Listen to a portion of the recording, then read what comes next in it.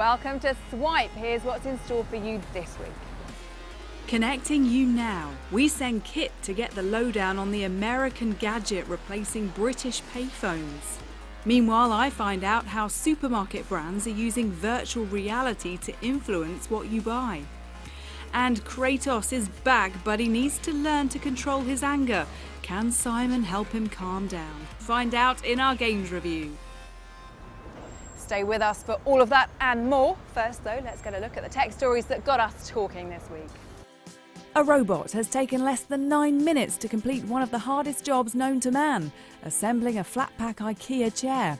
A team of researchers from Singapore's Nanyang Technological University developed the robotic arms, which have 3D eyes, nimble fingers and pressure sensors that control how much force they exert. Scientists have engineered an enzyme that eats plastic. It degrades the type of plastic that bottles are made from, the kind that can last for hundreds of years, polluting our environment. Researchers at the University of Portsmouth and the US Department of Energy's National Renewable Energy Laboratory, who made the discovery, are hoping to now optimize it to use on an industrial scale.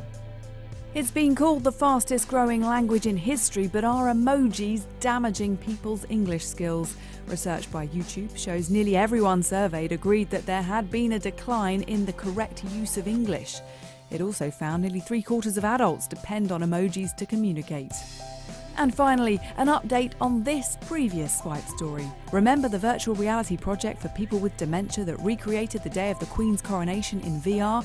Well, the team behind the Wayback Project are now crowdfunding on Kickstarter to help them make their next memory film. This time, it'll be the lead-up to the World Cup final in 1966. The series is designed to trigger memories and conversations in those living with Alzheimer's. Now, when was the last time you used one of these? If the answer's never, you're not alone. There used to be almost 100,000 of them across the country, and now there's fewer than half that number. But in an attempt to keep them relevant, BT has been replacing hundreds of them with high-tech versions from New York. Although not everybody is happy about that, as Kit has been finding out. But for this landmark, many people in remote communities would be shut off from the world. The way we communicate has been transformed since this ad was on our screens in the 1980s, and the phone box is no longer the essential daily tool it once was. So now hundreds are being replaced with something completely different. In the dead of night, a small army of workers are removing old boxes on street corners up and down the country, and BT has made a long-distance call to New York for its new model. They're called InLinks, and Intersection, a firm backed by Google's owner Alphabet, has been replacing the Big Apple's payphones with them for the past 2 years. And they aren't really payphones at all, because they actually offer free calls and Wi-Fi, paid for by advertising. But for some, that offer has rung alarm bells. Come charge your phone and get some Wi-Fi. This group has campaigned against them because of concerns they gather too much personal data. Well, I do need to download something for a meeting later. The head of InLinkUK, Matt Bird, told me he's keen not to repeat the same mistakes on this side of the Atlantic. We have no interest whatsoever of tracking individuals, whether it's on Wi-Fi or other means. So we care about utilising data for good. And that's about aggregated, anonymised, not about tracking individuals. So we have no interest in doing that. I feel quite comfortable to stand here today and say that that's not our interest, that's not what we've been asked to do. And our business models, we're paid for by the advertising on the main media screens, not from the individuals themselves. The technology in classic red phone boxes like this hasn't actually changed much since they were first introduced in the 1920s. But their futuristic replacement has been specifically designed so it can be adapted and evolve with new technology over time. And that's something that critics say we should be concerned about. Campaigners have been opposing some of the planning applications for the new kiosks in London. Ross Atkin, who designs street furniture, has concerns about how they could be adapted. I started to realise that these weren't just phone box replacements. They were actually an incredible sensor network that's being deployed through the city. There are going to be over 750 of these installed. And they've said that they're a platform that they're going to fill with more and more sensors. That's, you know, they've been public about that. And so They're building this incredible data gathering network throughout the city, and yet people are treating them like, oh yeah, we're just replacing a phone box. With plans for almost 1,000 InLinks on our pavements by the end of the year, you're likely to see one on a street corner near you very soon. And then you can make your own call on whether they're a data gathering foe or a fitting replacement for the good old phone box. Kit Bradshaw, Sky News. Have you ever wondered what goes on at a retail virtual reality lab? No, me neither. And then I found out what they are. It turns out these specialist labs are where retailers and brands figure out ways to influence our behaviour when we're out shopping and encourage us to splash the cash. Here's how. Hi there. Hi, you must be Neil. Yes, hi. How are you? Good to meet you. You too, hi. Come on in. Neil here is about to become a shopping guinea pig. He's been set a mission to buy a box of chocolates for his own special reason.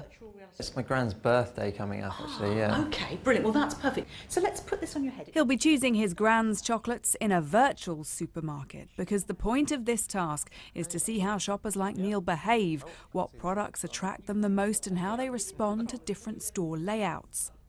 Products everywhere. There's products all, everywhere, like, it's yes. a real... Yeah. It's amazing. The feedback is valuable information for food and drink brands and retailers vying for your attention and ultimately your cash. You can pick up these products just like you would in a normal store, actually look at them closely. You can see the prices, he can look at calorie content if he wants to. And why is using a headset better than just watching Neil walk around a real life supermarket and seeing what he chooses? Yeah, well in a real supermarket you can only test what's in store actually at that time. And what you want to do if you're a brand or a retailer is test what's going to happen in the future. The new product launch you've got, the new packaging, the new design of the store. In virtual reality you can design multiple different new retail ideas. The other thing is, what you can do with virtual reality is include eye tracking. Now if we ask Neil afterwards what he did and what he saw, he's only going to remember certain things and he may not even notice what he actually looks at. But the eye tracking will tell us exactly what he saw in store. They're also using heat mapping. Red marks the items most looked at by test shoppers. Behind a large pane of one-way glass, shopping behaviour expert Ivan is observing Neil's decision-making. It's Ivan whose job it is to translate the results to the brand that wants to win your attention. What might a brand or a retailer actually do with the information they get there? What kind of changes would they make? They can really change anything they want to within the store environment. So they could look at where particular types of products are placed in the store. Should they be at the front of the store or the back of the store? If we know from his visual activity that he's more likely to see one colour versus another, we could change the packaging of the box to be that colour.